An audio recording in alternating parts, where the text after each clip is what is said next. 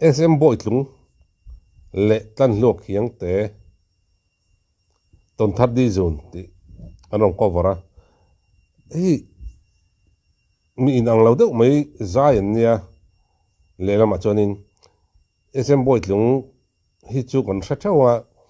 kan mizo mai che sentimental song kan mizo sentimental song kan sentimental la ho sathina chonin azai hi ngai noma azai thiam ma du ron ponia a o ngai no be ya azai hi ngai thak anom mai ni eng huna po yan ngai thak ngom kan tiang chi khania lelama putan lok hiang te youtuber mizo pasal thaton tu chia rajon a chiar thiam ber kan tiang chi double adverb kan youtuber tam takte boina tam zok te boina ti tiang ni hiala hetiang vera po boina nei mi alo ang chi khatiang chi khania an mani ma zona ve hianin an special mai ni ngai thap photila engtin nge an sak nge an omdan kan re kang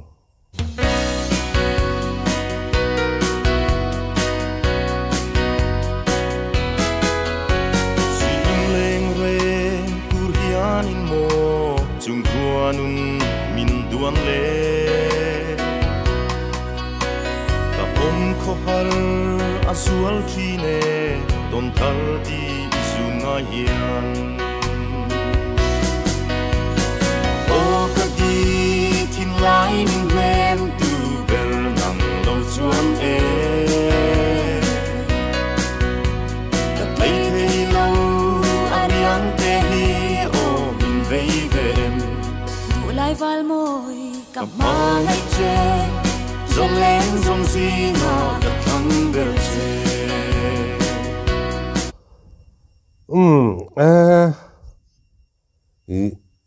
katia engting SM boi tlung hian azai pui du o ti te karilo oma ei tlan luak hiang te tian nia tlan e ka ti ten kan kagu thina alar dan po ni zok ma ome atlan e ka ti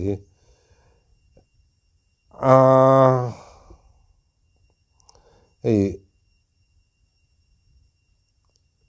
SM boi tlung hi mi fel de unin ka ria achan chu tlan luat te lelam an zai pui du shrim a po hi me che fel pa ngai tak missionary ri pu ni ka ring shrim a ama hi a o ngai thak ano matin azai shrim ma hi ka ngai thana sa kai chon ka thian st sak phei hi chu vo in ni thleng hian kalangai thanon tluk reng thina ni chuti lai kara nia tlan lok hiang te kan tlan e ka hi chu mizo thon tu chia ra chon pasal tha thon tu chia ra chon ka du ber mai nia ni pasal tha thon tu pialama thrang la story thleng na chia ra ka du maya amaro chu azai atan chonin a o hi adik don moni le katia kan ngai tha ni le lama cho nei sei nu a o hi apor tha tum chormaya tiang hi antil mulian du antia til mulian o ka te maya tan lu o hi zai a po hi rin ai chonin lo zai thei phian mai le nga la he pa hi ama karo di a mel en ai de hian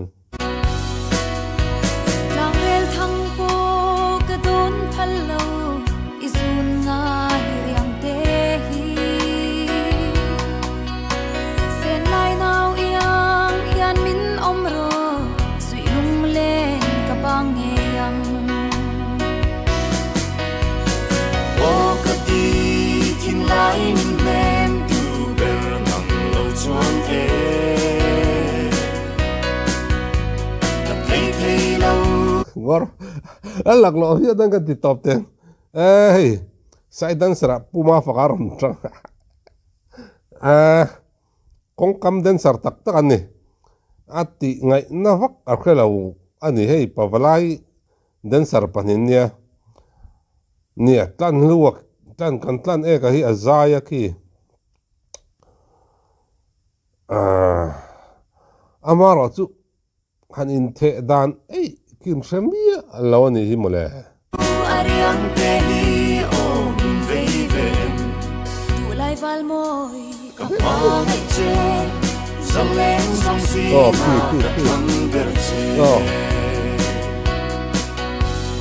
เจ้าอุจาวะตั้นลวดสุจาวอุจาวะมาฟักงูทั้งเวลาแดนซินควงเน้นควงปุยเลยควงแต่อินร้อนจะอุลามเฉยจุอันเสียดเนี่ยมิวสิกเนี่ยนัดลามจุคือยังไงนั่นเช่นมีเราไหมสิรัวลาลิมเต็มนังเนเดียดูกันเตรียมสงครามรุ่นเล่นดุนอารมณ์ลมนี้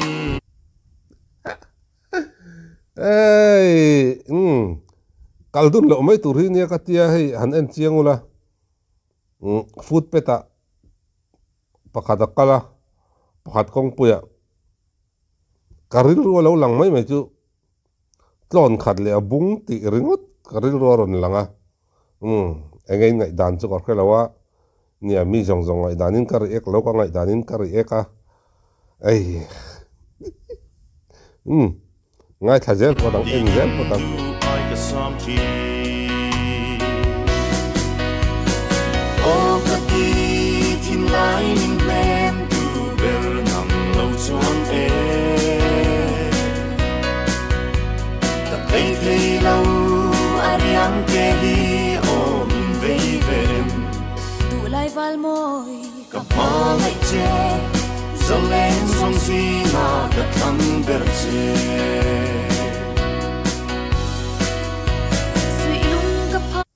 ngon umayan itan luok kor rong ang hi t-shirt ke pon kan nei ya ma se hemi anzai ka mo aron ha ka mo yan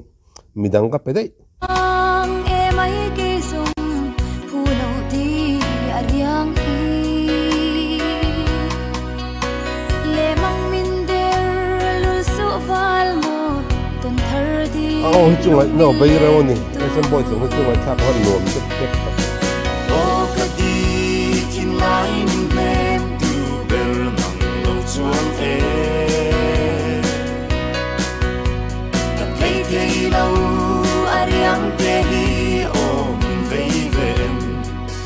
val moi ka pa lai che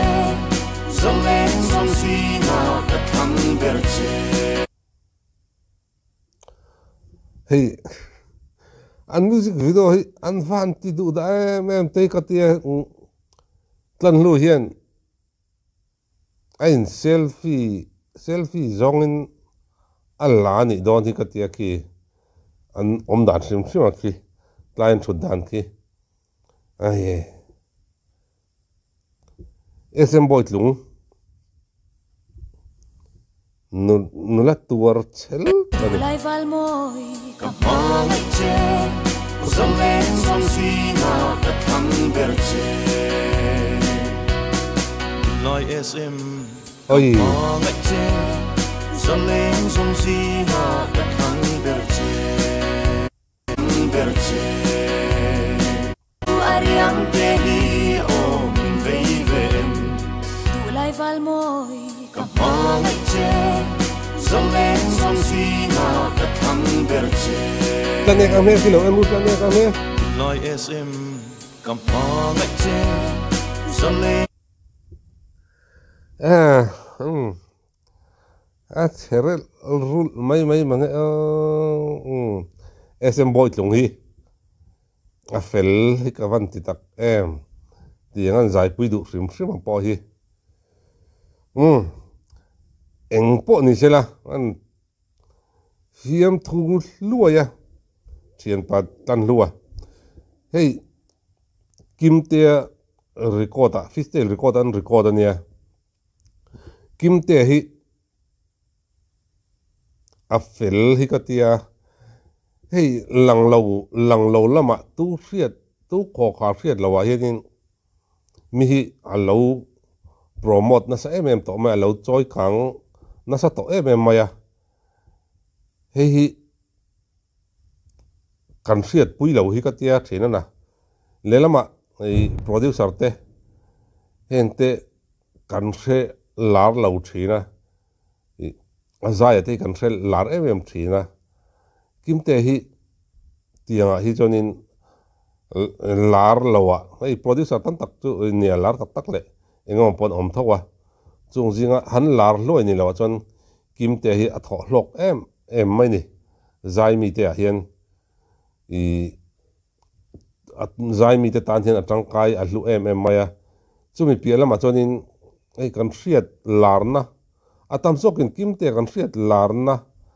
rimoi huang chunga chonin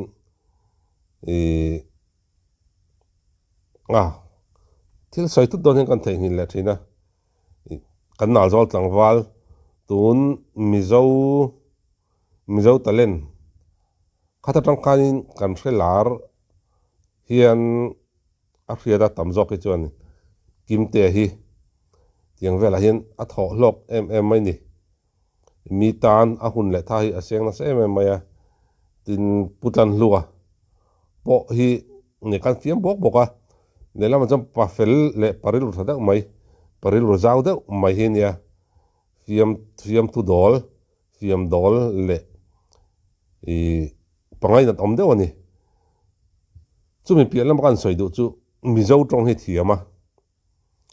mitam tak thon thu chiar te hei narrator tan tak te ngai thla kan pe om mi lo ni kan youtuber te jinga hian mizo tong hi mizo ni si mizo tong hi an ron thiam lo thina chu wang chonin ngai thla khi a phe om em maya chu nga chonin tlan luwa hi social na tur om mi lo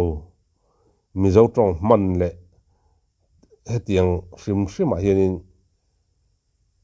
chung te zinga mi social na tur om mi lo te zinga mi nia social na tur om lo khopa mizo tong thiam kan narrator zinga hian an tam lo em mai ni chung zinga mi chu nia pali panga vel ba kan om lo ang karin ni social talk lo hi chu tiang zinga chonin tan lui kan tel thei ome a thon thu chiar hi ngai thla kan om em maya tan lo kiang te bol nel ram dai ti channel kha ei kan tlan eka channel hi nia angai nom em mai ni tin hei ma fak kiang te kam chok ma fak kiang te channel a an ron da description ai link ka da ta hian in react lawa ngai thadu tan chonin description a mi link ki in lawa click mai da nia ole anni pani nia pakhat zai thin zai ngai nom em mai zai thiam pa ngai nia esem boi tlung angai nom thina azai hi mi hi ane wong thina pakhat narrator ania thon tu chia thina nia an ron zai tir khan an ron zai an zai ka mu hian engtin nge hemi te panhin zai ang o ka tia nui zade tu chuin ka ngai thani amara chu putan luwa talen hi lo nga em maya zai po lo ti thei hle maya amal te hianin ron zai se music video te ron siam se ti te ril ro om ruma chu tiang khop chonin zai a po talen lo nei tra ole hun man nom ve ko le